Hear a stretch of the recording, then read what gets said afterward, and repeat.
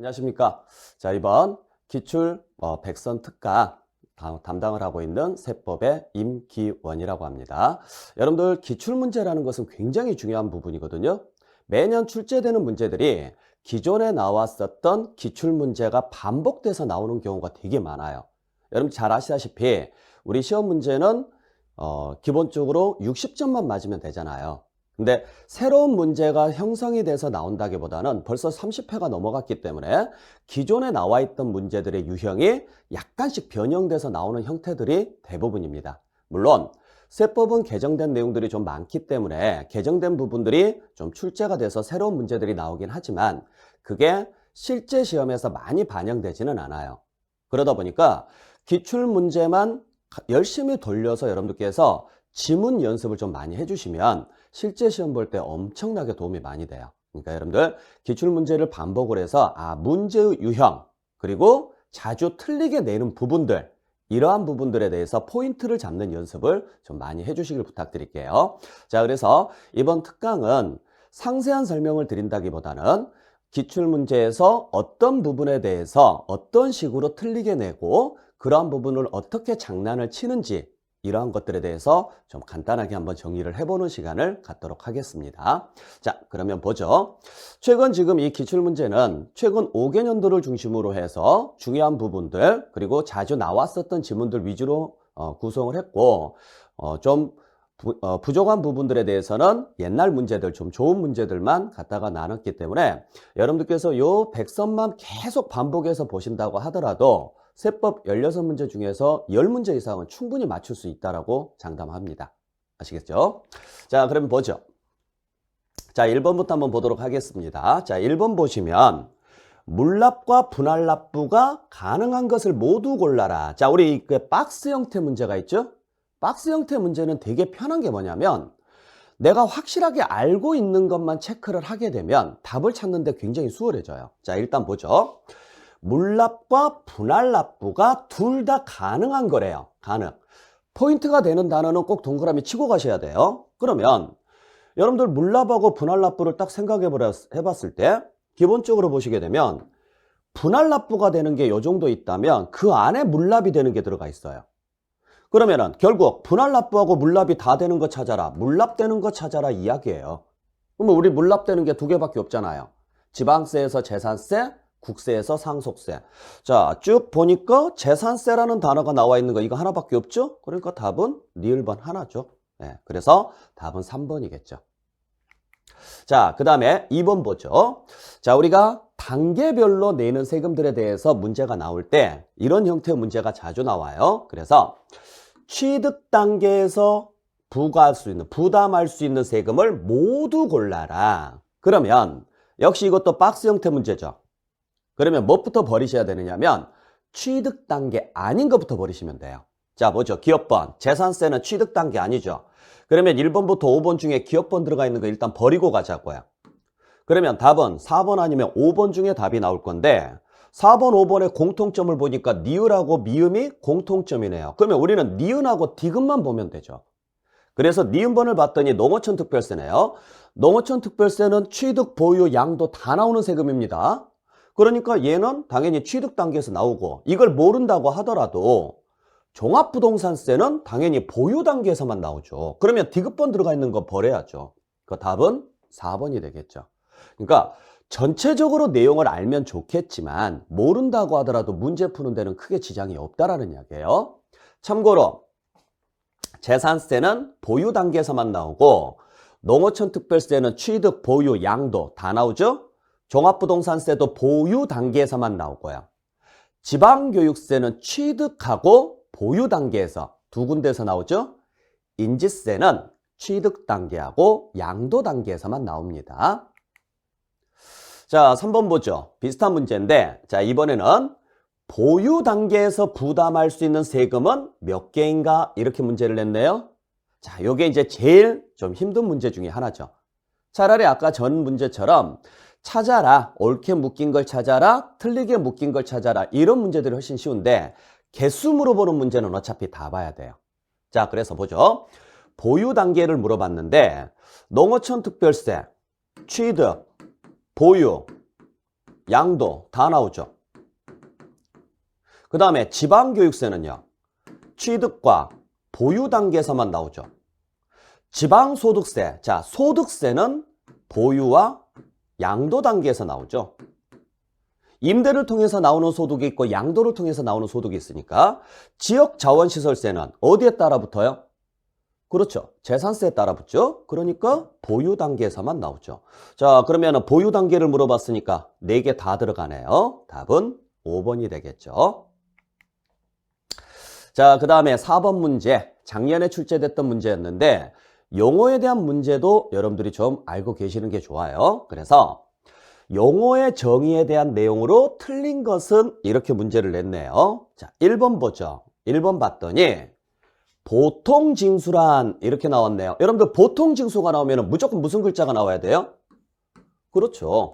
고지서라는 글자가 나와야죠. 왜? 보통징수란 고지서를 보내서 징수하는 세금이니까. 그래서 쭉 봤더니 고지서라는 말이 단 한마디도 안 나오네요. 그러면 1번이 틀린 거죠. 아셨나요? 참고로 자, 지방세를 징수를 할 때 편의상 이렇게 단서가 붙어요. 편의상 징수할 여건이 좋은 자한테 대신 걷게 만드는 것을 우리는 뭐라고 하느냐면 특별징수라고 합니다. 국세에서는 뭐라고 이야기하느냐? 원천징수라고 이야기를 하고요. 그러니까 특별징수라는 말하고 보통징수라는 말하고 헷갈리시면 안 돼요. 특별징수는 징수에 편의가 있는 자로 하여금 미리 걷게 만드는 것을 말하고 보통징수는 고지서를 보내서 징수하는 것을 이야기하고요. 자, 그 다음에 취득세에서 사용하는 부동산이란 토지건축물을 말한다. 맞죠? 3번에 세무공무원이란 그냥 공무원이니까 그대로 공무원이고, 네 번째, 자, 요 납세자, 요거 좀 주의를 하셔야죠. 납세자라는 문제가 나올 때하고 납세 의무자라는 문제가 나올 때하고 헷갈리시면 안 돼요. 납세자가 나오면 납세 의무자뿐만 아니라 누구를 포함하느냐면 특별징수 의무자까지 포함을 해서요. 그래서 납세 의무자를 설명을 할 때는, 자, 납세자를 설명할 때는 이 사람까지 포함해서 우리가 납세자라고 하고, 납세 의무자를 설명할 때는 특별징수 의무자가 들어가는 거 아니에요. 아시겠나요? 그래서 납세 의무자를 물어봤다. 그러면은 특별징수 의무자는 제외라고 이야기를 해야 되고, 납세자를 물어볼 때는 특별징수 의무자가 포함돼야 되고요. 항상 구분하시길 바랍니다. 자, 그 다음에 징수금이란 무엇을 이야기하느냐? 세금과 가산금과 체납처분비를 말한다. 이게 지방세니까 가산금이 나오는 거고요. 국세는 가산금이 없어졌죠. 지방세도 내년부터는 가산금이 없어지지만 올해까지는 가산금이 있기 때문에 대부분은 국세를 안 물어봐요. 지방세만 물어보니까 올해까지는 가산금, 체납처분비. 체납처분비도 국세에서는 강제징수비라고 해서 올해 용어가 바뀌었어요. 그러니까 그냥 지방세만 기억을 좀 해주시길 부탁드릴게요. 자, 그 다음에 5번 문제를 보죠. 자, 우리 기본적으로 잘 나오는 문제. 납세 의무 성립식이죠. 자, 그러면 다시 한번 정리해보죠. 취득세는 언제냐? 취득하는 때. 등록면허세는 등기 등록하는 때. 재산세는 과세 기준일인 6월 1일. 종합부동산세도 과세 기준일인 6월 1일. 소득세는 과세 기간이 끝나는 때. 요 5개는 기본사항이고, 여기에서 예외적으로 몇 가지 알아야 될 게 있죠? 과세 기준일로 가는 경우가 재산세, 종합부동산세 외에 주민세라는 게 있어요. 근데 재산세, 종합부동산세는 6월 1일, 부동산으로 가는 것은 6월 1일이고 주민세는 7월 1일입니다. 놓치시면 안 되고, 그 다음에 그냥 소득세라고 나오면 과세 기간이 끝나는 때지만 소득세 앞에 예정신고라고 나와요. 그러면 예정신고 기간을 생각을 해보시면 돼요. 우리 예정신고 기간이 언제냐면 양도일이 속하는 달의 말일부터예요. 2개월. 그러니까 말일날 납세의무가 성립이 되고, 그래서 예정자가 나오면 말일자가 나와야 돼요. 그 다음에 원천징수라는 단어가 붙어요. 그러면 돈 줄 때 세금을 걷기 때문에 소득을 지급할 때, 그때 납세의무가 생깁니다. 자, 그 다음에 우리 부가세인 농어촌 특별세하고 지방교육세가 나오면 무조건요. 본세의 납세무가 성립하는 때. 본세 따라가야죠. 네. 그걸 농어촌 특별세는 본세라고 하고 지방교육세는 그 과세 표준이 되는 세목이라고 하고요. 그 다음에 가산세가 나오면 가산세는 올해 안 나올 것 같긴 한데 왜냐면 이게 지금 국세하고 지방세가 좀 바뀌어요. 국세는 좀 세분화됐어요. 국세는. 무신고가산세나 과소신고가산세는 법정신고기한 다음날, 뭐 납부지연가산세도 법정 납부기한 다음날부터 일일이 경과한 날, 뭐 이런 식으로 돼 있어요. 그리고 이걸 제외한 나머지는 가산할 국세의 납세무가 성립하는 때 뭐 이런 식으로 돼 있는데 지방세는 그냥 단순하게 가산할 지방세의 납세무가 성립하는 때 이렇게 돼 있단 말이에요. 그래서 가산세가 내년부터 어차피 국세랑 동일하게 지방세도 맞춰지기 때문에 올해는 안 나올 것 같긴 한데 그래도 일단 나온 내용은 좀 알고 넘어갈게요. 그리고 수시부가가 나오면 무조건 사유자가 들어가야 돼요. 자, 그럼 뭐죠? 박스 형태 문제입니다. 역시 제가 아까 말씀드렸던 것처럼 뭐부터 찾아내라? 아닌 것부터 찾아내라. 왜? 옳은 거 찾으라 그랬으니까. 그러면 아닌 거 버리고 남는 것 중에서 찾아내시면 되죠? 자, 기업번 보겠습니다. 소득세 나왔는데 소득을 지급하는 때래요. 틀렸죠?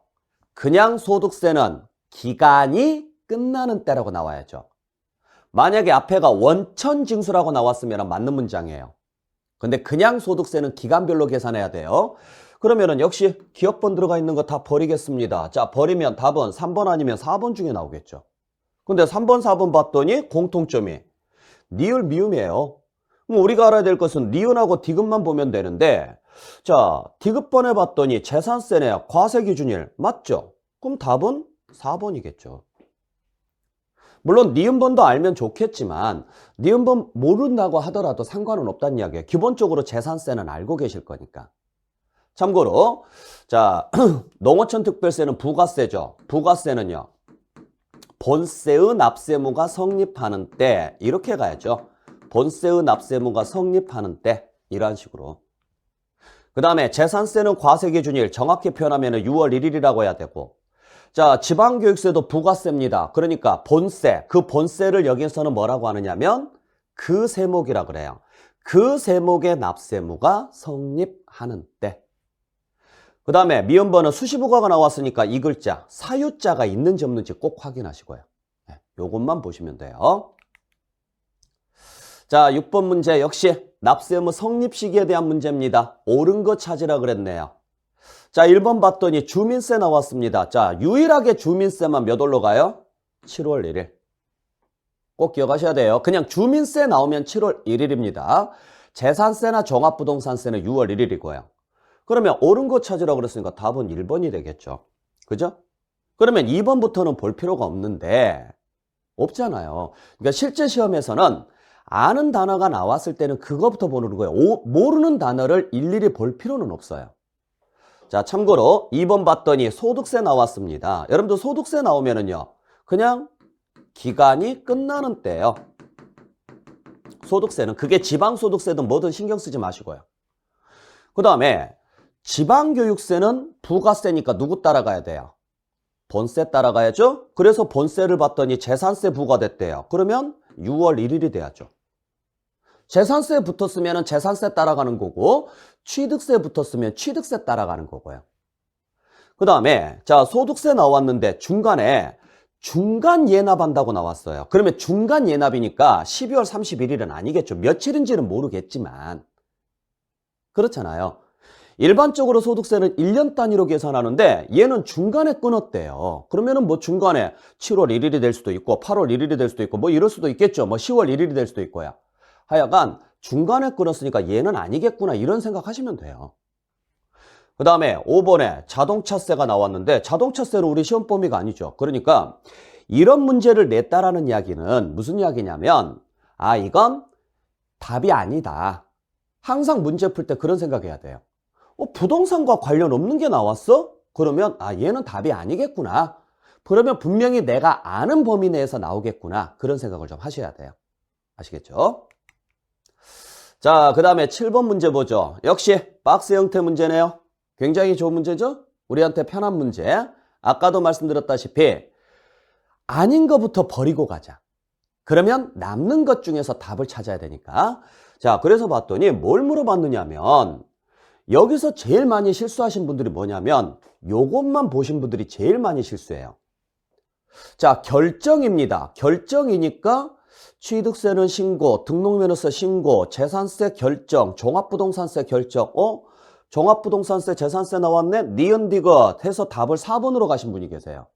근데 포인트는 얘죠.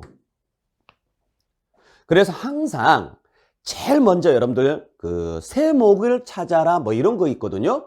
그럴 때는 세금이 여러 개 나오잖아요. 그러면 제일 먼저 확인해야 될 것은 국세인지 지방세인지 이거부터 보셔야 돼요. 지방세를 물어봤으니까 일단 국세는 버리고 가야죠. 그러면 니은하고 니을 들어가 있는 걸 일단 버리고 가면 답은 1번, 3번 중에 나와야죠. 그리고 나서 봤더니 결정을 물어봤습니다. 그러면은 답은 3번 뿐이죠.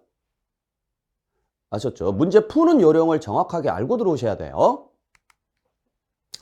자, 그 다음에 8번 문제를 보죠. 가산세에 관한 내용으로 옳은 것은 이랬습니다. 자, 우리 가산세, 무신고가산세 20%, 과소신고가산세 10%, 사기나 부정은 40%, 납부지연가산세는 하루 지날 때마다 10만 분의 25. 자, 요때 가산세에서 장난을 제일 많이 치는 게 뭐냐면 신고인지 납부인지 이걸 가지고 장난을 되게 많이 쳐요. 그러니까 이걸 정확하게 볼 줄 아셔야 돼요. 자, 그래서 봤더니 1번 보죠. 20%가 나왔습니다. 그러면은 뭐가 나와야 돼요? 그렇죠. 무신고가 나와야죠. 그 다음에 뭐는 아니어야 돼요? 사기나 부정은 아니야죠. 1번은 맞고. 자, 2번 봤습니다. 50%가 나왔습니다. 50%짜리는 없죠. 우리 가산세가 자 10%짜리가 있고 20%짜리가 있고 그 다음에 40%짜리가 있고 1일 10만 분의 25짜리가 있고요. 자 10만 분의 25짜리가 있고 기본법에서는 물론 취득세 가면은 80%짜리도 있고 뭐 이런 것도 있겠지만 기본이 이거라고요. 근데 50%짜리는 나올 리가 없죠. 그러면 2번은 무조건 틀렸고. 자, 어차피 답은 1번에서 나왔으니까 상관은 없죠? 3번 보죠. 20%가 나왔습니다. 그러면은 뭐가 나와야 돼요? 무신고가 나와야 되는데 과소신고가 나왔으니까 틀렸고. 4번에 봤더니 50이 나왔습니다. 그럼 무조건 틀렸고요. 얘는. 자, 5번에 봤더니 20%가 나왔어요. 그럼 뭐가 나와야 돼요? 무신고가 나와야 되는데 납부지연이 나왔습니다. 틀렸죠. 아시겠죠? 그러니까 내가 외웠었던 그 숫자하고 글자를 정확하게 보고 판단을 해주시라는 이야기예요. 자, 그 다음에 9번 보죠. 9번 봤더니 역시 박스 형태 문제인데 안타깝게도 개수 물어보는 문제네요. 다 봐야 되겠네요. 그래서 봤더니 소멸되는 사유를 물어봤습니다. 자, 우리 납세무 소멸 사유 5개. 납부, 충당, 취소, 제척기간 만료, 소멸시효 완성이죠. 자, 그래서 봤더니 기억번, 납부, 충당 들어가 있네요. 니은번, 소멸시효 완성 들어가 있고 합병은 해당사항 없죠? 그 다음에 니을번을 봤더니 부과라고 나와요. 부과라고 나오면 제척기간을 물어보는 거죠. 제척기간. 그 기간이 뭐가 됐대요? 그 기간 내에 부과되지 않았대요. 그래서 만료가 됐대요. 그러면은 제척기간 만료가 되는 거죠. 여러분들 징수가 나오면은 소멸시효라고 해야 되고 부과가 나오면 제척기간을 물어보는 문제예요. 근데 제척기간이 만료됐으니까 납세무가 소멸되는 게 맞고 미음번은 납세자 사망이니까 해당사항이 없죠. 그래서 합병이나 사망, 즉 다시 말해서 기업이 죽는 것을 합병이라고 하고 사람이 죽는 것을 사망이라고 합니다. 근데 사망했거나 자 사람이 죽었거나 아니면 기업이 없어졌거나 그러면 그걸 승계받는 사람이 납세무를 계속 이어서 가는 거예요. 그래서 납세무가 소멸되는 건 아닙니다. 자, 5개 사유 꼭 기억하시길 바랍니다. 그 다음에 자 10번 문제 뭘 물어봤느냐. 일단 이러한 식으로 문제가 딱 나왔을 때 보시면 여러분들이 이 단어가 보여요. 법정기일 이 단어가 보이거든요. 자 법정기한이라는 게 있고 법정기일이라는 게 있어요. 근데 요 기일이라고 나오면 무슨 문제냐면 채권의 우선권 문제예요. 채권의 우선권 문제. 그래서 법정기일 전에 담보가 설정됐다. 뭐 이런 식으로 문제가 나오거든요. 그랬을 때 법정기일 전에 뭐라고 어쩌고저쩌고 쭉 문제를 냈는데 보니까 뭐라고 돼 있느냐면 저당권에 담보된 채권에 우선하여 징수하는 것 이렇게 돼 있네요. 근데 앞에 단서가 뭐라고 돼 있느냐면 법정기일 전에 저당권이 설정됐대요. 자, 법정기일이 세금이고 저당권이 담보채권이고 근데 날짜가 누가 빠르대요? 법정기일 전에 저당권이 설정됐으니까 저당권이 날짜가 빠르죠. 그럼에도 불구하고 저당권보다 우선해서 징수하는 것을 찾아라 이렇게 물어봐요. 그러니까 이렇게 해석을 해서 풀어주시면 더 좋겠지만 만약에 이건 문장을 읽는데 너무 귀찮다. 근데 법정기일이 나왔다. 그러면 이렇게 물어보는 문제 있죠. 그럼 딱 하나만 물어보는 거예요. 뭘 물어보느냐면 그 재산에 부과된 세금 물어보는 거예요. 그 재산에 부과된 세금. 그래서 봤더니 우리 그 재산에 부과된 세금은 어떤 세금이에요? 그 재산에 부과된 세금은 결정함으로써 납세무가 확정되는 세금들. 재산세, 종합부동산세, 상속세, 증여세 4개, 재종, 상증. 자, 매년 반복해서 내는 세금인 재산세, 종합부동산세. 어쩌다 한 번씩 내는 세금 중에서 도저히 믿을 수 없는 세금인 상속세, 증여세. 요거 물어보는 거거든요. 그러면 요 문제를 풀 때 여러분들께서 어떻게 생각하시면 되느냐면 신고하는 세금인지 결정하는 세금인지 요걸로 구분해내도 답 찾는 데는 지장 없어요. 보죠. 종합부동산세, 결정함으로써 확정되는 세금입니다. 취득세는요, 신고함으로써 확정되는 세금입니다. 등록면허세도 신고함으로써 확정되는 세금입니다. 종합소득세, 소득세니까 신고함으로써 확정되는 세금입니다. 지역자원시설세는 어디에 따라 붙어요? 재산세에 따라 붙죠. 그러니까 역시 결정함으로써 확정되는 세금이죠. 그러면 저당권에 죄송합니다. 저당권에 우선한대요. 저당권에 우선할 수 있는 세금은 날짜가 늦음에도 불구하고 저당권에 우선할 수 있는 세금은 그 재산에 부과된 세금, 결정함으로써 확정되는 세금 딱 2개밖에 없네요. 네. 그래서 답은 2번이 되겠죠.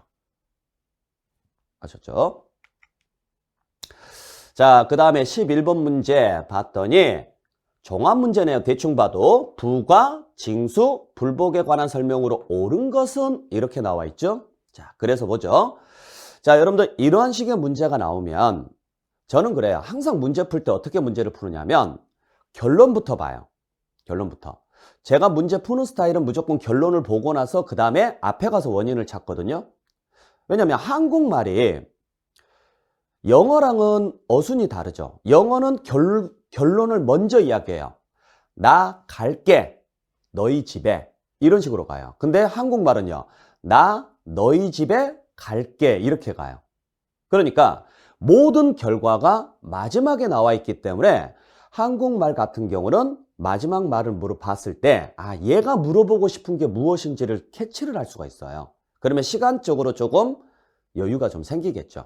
그러니까 제 방식을 따라서 여러분들께서 문제를 좀 풀어보시고 그게 맞으시면 연습을 좀 해보시는데 안 맞으시면 원래 여러분들 하시는 대로 하세요. 아시겠죠? 자, 1번 보겠습니다. 1번 봤더니 제척기간을 물어봤네요. 제척기간이 5년이래요. 그러면 우리가 봤을 때 제척기간이 그것도 지방세예요.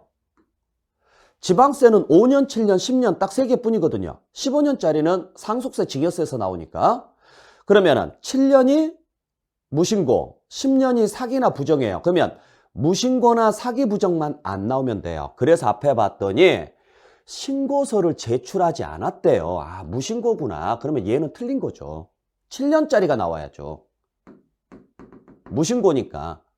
자, 그 다음에 2번을 봤더니 심판 청구를 제기할 수 없대요. 딱히 배운 적은 없는 것 같은데 그러면 일단 건너뛰죠.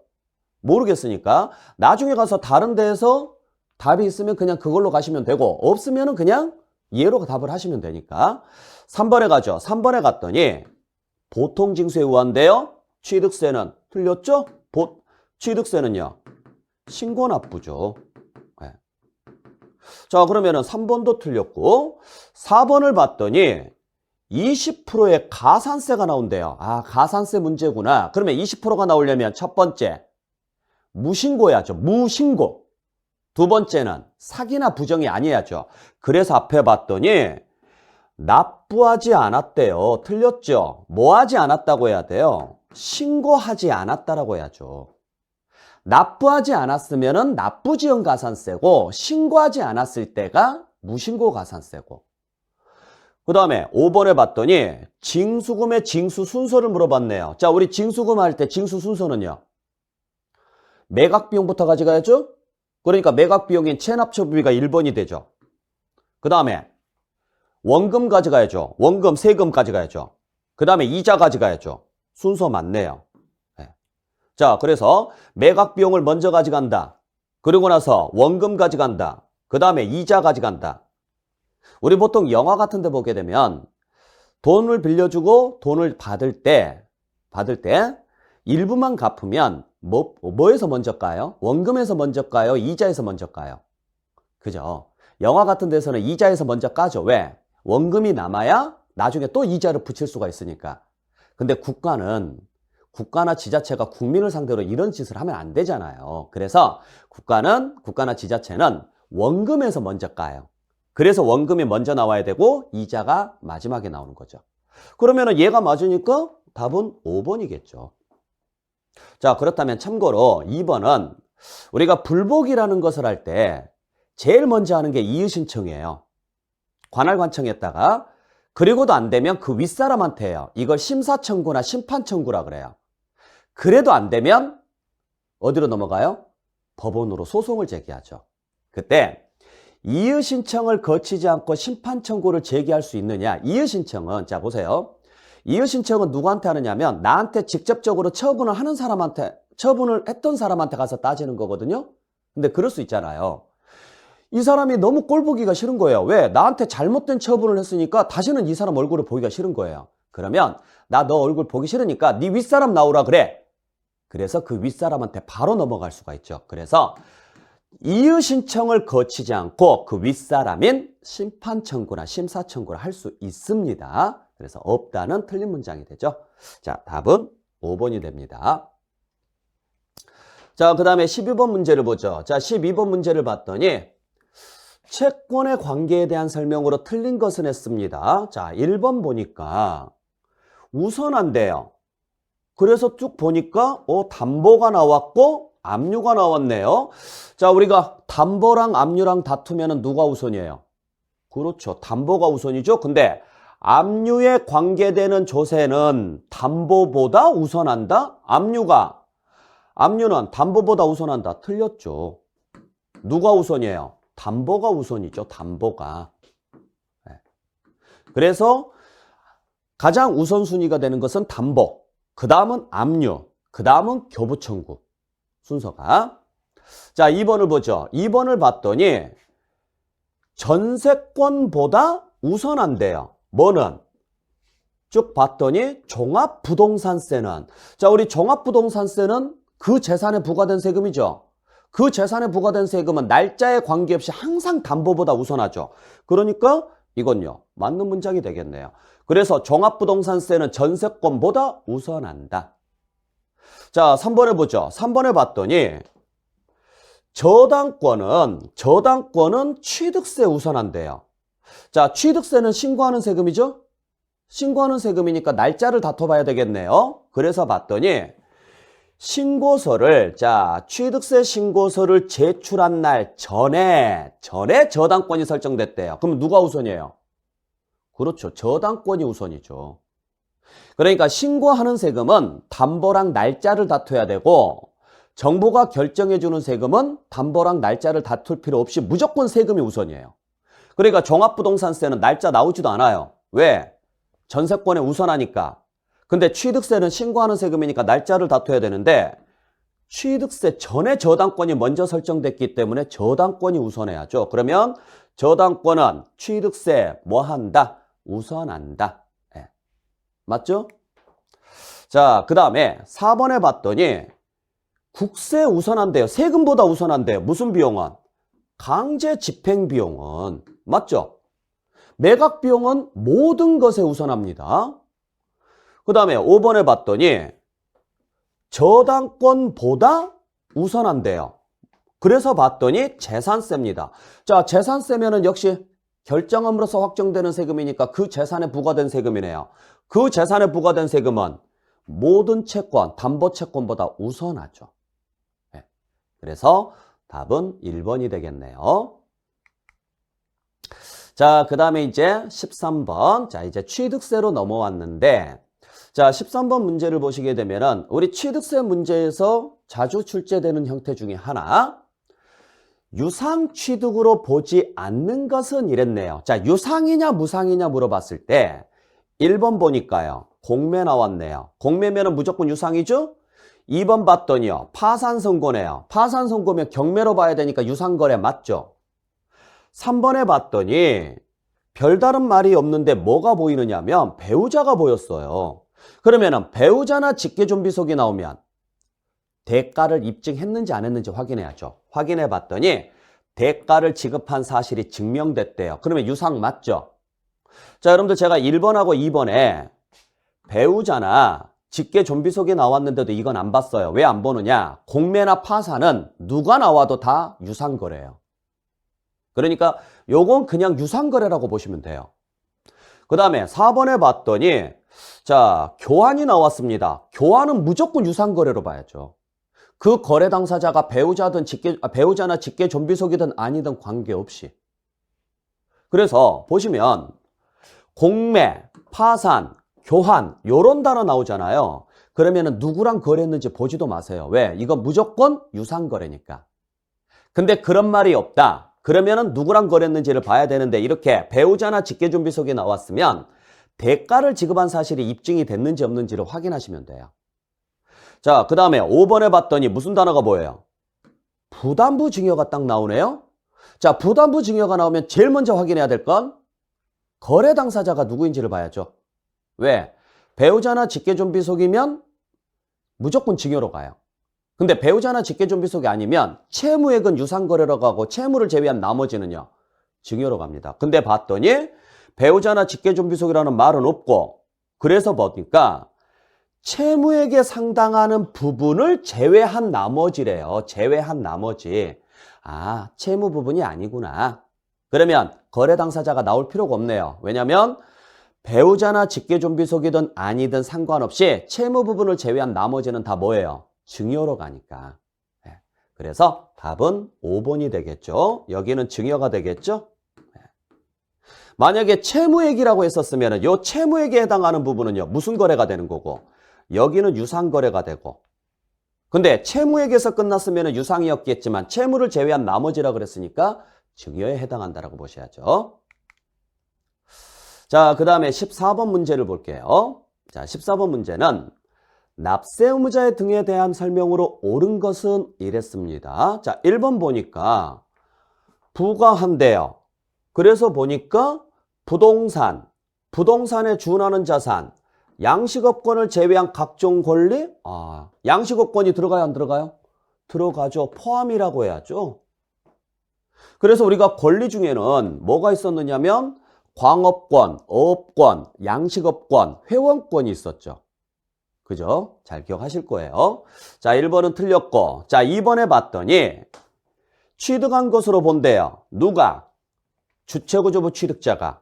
자, 우리가 외웠던 납세 의무자 중에서 주체구조부 취득자 있잖아요. 그래서 이런 단서가 붙어요. 주체구조부 취득자 외의자가 가설했다가 나오거든요. 그러면 누가 납세 의무자냐? 그냥 주체구조부 취득자가 그대로 납세 의무자예요. 가설자라고 나오면 안 돼요. 자, 3번에 봤더니요. 취득한 것으로 본대요. 그래서 앞에 봤더니요. 설립시가 나왔네요. 설립 때는요. 취득으로 보지 않죠.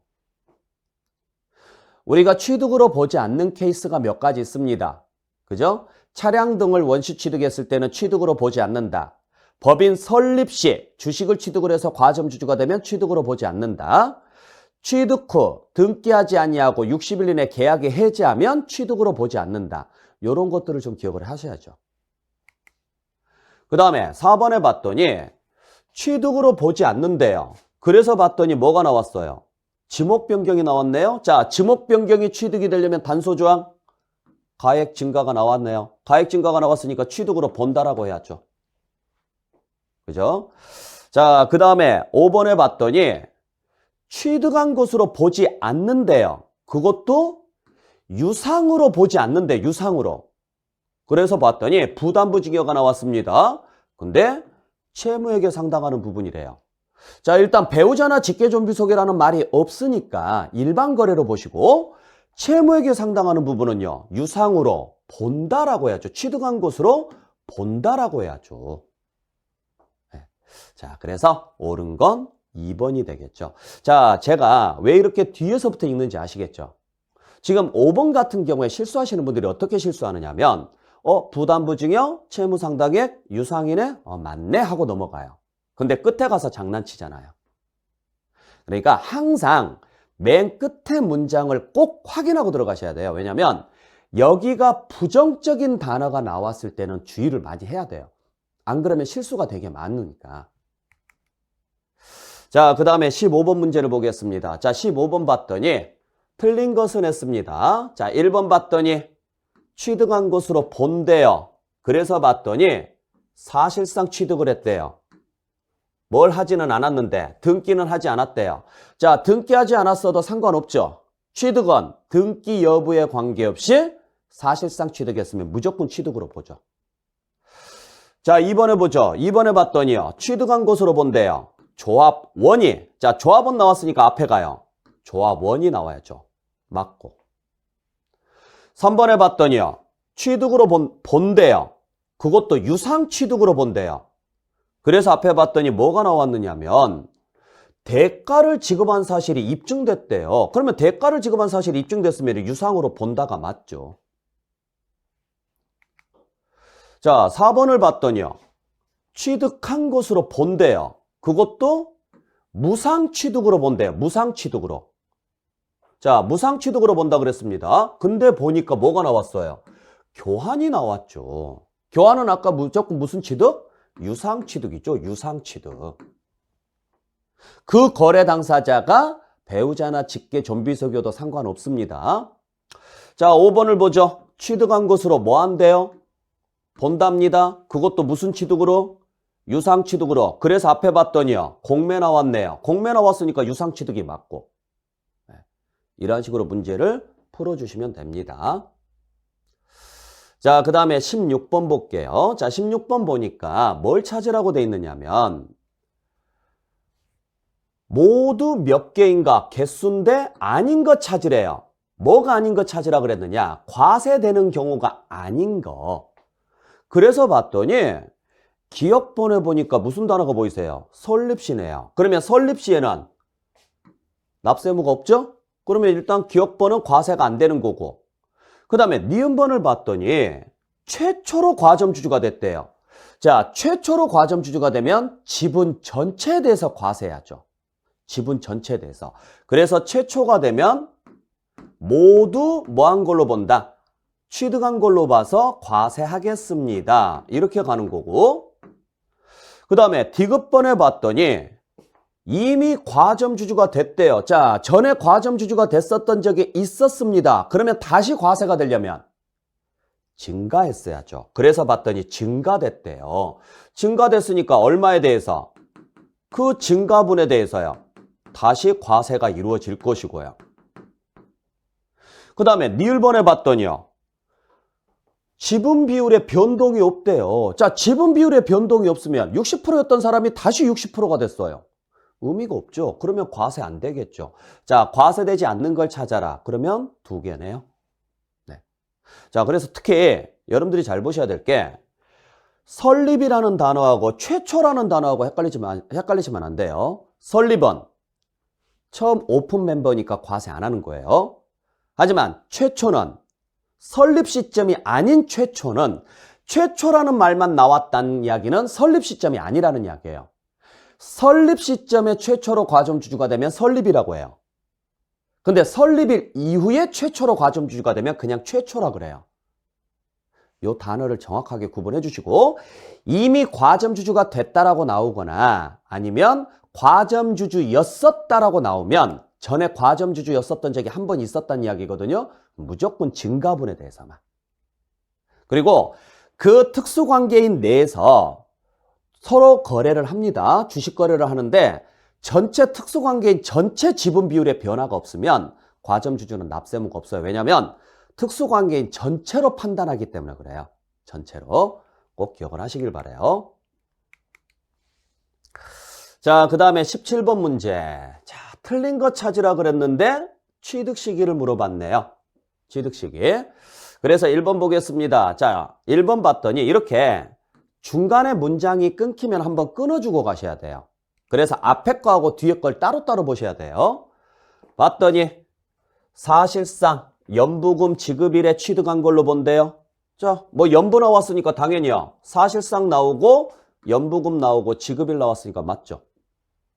단 등기 등록일에 취득한 걸로 본대요. 자, 이때 취득한 것으로 보려면요. 이 단어가 들어가야죠. 전에, 이날 전에 등기했다. 1번은 맞고.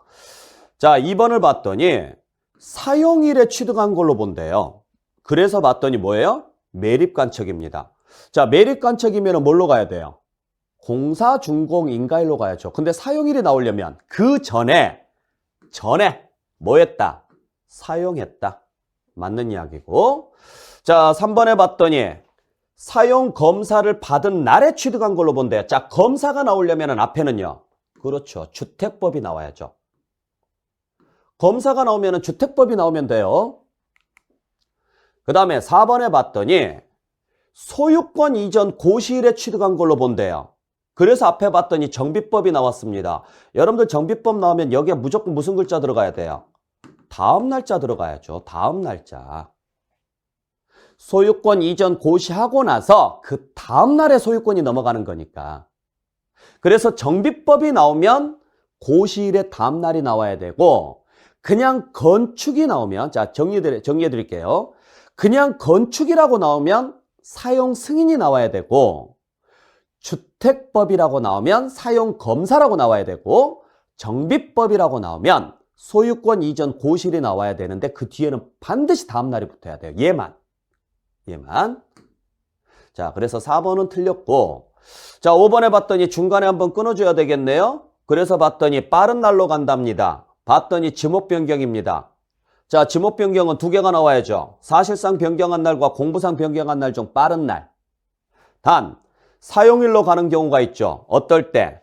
이전에 사용한 부분은. 그래서 답은 4번이죠. 자, 그 다음에 18번 문제 볼게요. 역시 취득 시기를 물어봤는데 틀린 걸 물어봤습니다. 1번 봤더니 상속 나왔으니까 개실. 자, 2번 봤더니요. 사실상 잔금 지급일이 나왔습니다. 자, 일단 잔금이 나왔으니까 유상거래해야 돼요. 두 번째는 사실상이 나왔으니까 국수공판장해야 돼요. 그래서 앞에 봤더니 공매네요. 맞죠? 3번에 봤더니 임시사용 승인일과 사실상 사용일 중에서 빠른 날이래요. 자, 임시사용 승인이 나왔다는 이야기는 사용 승인서 전에 임시사용 승인을 받아야 돼요. 그래서 봤더니 전에 임시사용 승인을 받았대요. 맞는 이야기죠? 4번에 봤더니 등기일로 간답니다. 그래서 앞에 봤더니 재산분할입니다. 맞고 5번에 봤더니 등기일로 간답니다. 그래서 앞에 봤더니요. 매립이 나왔어요. 매립은 공사준공인가일이라고 해야죠. 등기일이 아니라. 네. 그래서 5번이 틀렸는데 여러분들 참고로 말씀드리지만은 유상승계 취득, 자 유상이나 무상승계 취득일 때만 등기일이라는 말이 나와요. 원슈 취득, 자 토지를 매립간척했거나 건축을 했거나 지목 변경을 했거나 과점주주가 됐거나 이럴 때는 즉 승계 취득이 아닌 나머지는 등기일이라는 말이 안 나와요. 그죠? 그래서 매립간척했으면 공사준공인가일, 그 전에 임시사용 승인을 그 전에 사용 승낙을 받았거나 사용 허가를 받았거나 사실상 사용했으면 빠른 날로 한다. 또 건축원 사용 승인서를 받은 날로 하되 사용 승인서 전에 임시사용 승인을 받았으면 임시사용 승인일, 사용 승인이나 임시사용 승인을 받을 수 없으면 사용이 가능한 날, 이날과 사실상 사용일 중에서 빠른 날로 가고 그 다음에 주택법이 나오면 사용검사를 받은 날, 정비법이 나오면 소유권 이전 고실의 다음 날, 그 다음에 지목 변경을 했으면 사실상 변경한 날과 공부상 변경한 날 중 빠른 날, 단 그 이전에 사용한 부분은 사용일, 그죠? 그 다음에 주식을 취득을 해서 과점주주가 됐으면 과점주주가 된 날. 보세요. 여기에 등기일이라는 말이 한마디도 안 나오잖아요. 그러니까 항상 머릿속에 기억하셔야 될 게, 승계취득은 딱 정해진 날짜가 있죠? 유상일 때는 계약상 잔금 지급일, 계약상 잔금일이 명시되지 않으면 계약일로부터 60일이 경과된 날, 국수공판장에 해당하면 사실상 잔금 지급일, 연부로 취득했으면 사실상 연부금 지급일, 무상취득이면 계약일, 이날과 등기일 중에서 빠른 날이에요. 그리고 참고로 재산분할은 여러분들 뭐에 해당하느냐면 증여에 해당합니다. 증여인데 재산분할은 증여니까 원래 계약일이 돼야 되는데 재산분할이 뭔지 아시죠? 내 재산 돌려달라고 해요. 그러니까 이게 계약이 없는 거예요. 그냥 내 거니까 주라고요. 이혼했으니까. 그래서 얘는 그냥 등기일로 가는 거예요. 얘 재산분할이 왜 등기일이 나오는 거냐면 무상거래이기 때문에 등기일이 나오는 거예요. 근데 매립간척은요, 등기일이 나오면 안 되죠. 그러니까 항상 포인트가 되는 단어들을 딱 기억을 좀 하고 있다가 그 부분을 캐치해내는 연습 좀 많이 해주시길 부탁드리겠습니다. 자, 그래서 이번 시간은 여기까지 정리하고, 자, 여러분들 잠시 쉬었다가 다시 계속 이어서 정리하도록 하겠습니다.